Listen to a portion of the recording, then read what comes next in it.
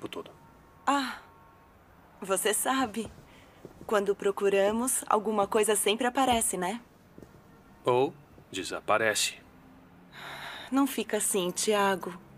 Eu tentei me encontrar. E, bom, durante esse tempo, estive na Alemanha, trabalhando. Dei aulas de piano em uma escola num povoado na Holanda. Quer saber? É verdade isso, de que a música é o idioma universal. Minha mãe sempre se emocionava quando te escutava tocar o piano. Ela sempre foi tão boa comigo. Me salvou. Sinto muito pelo que aconteceu. Ela gostava muito de você. E a fazenda? Depois que o meu pai faleceu, a Alana embargou todos os bens. Iniciou um processo de sucessão. E isso acabou com a saúde da minha mãe. Que pena. A sua família era muito especial. É. E você? O que você lembrou dos seus pais? Tiago, lembrei de tudo.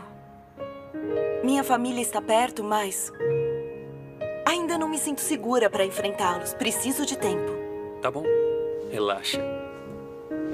Pode ficar aqui o tempo que for necessário.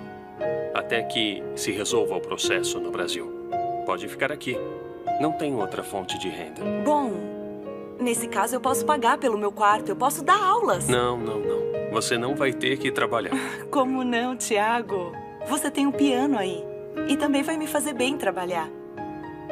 Se não for te incomodar, por favor, não quero complicar a sua vida. Adorei ter você aqui. Bem-vinda. Olha, ele tá ali. Fala com ele. Nos vemos.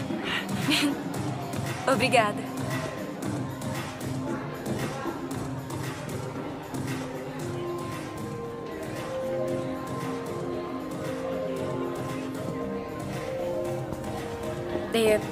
Alex.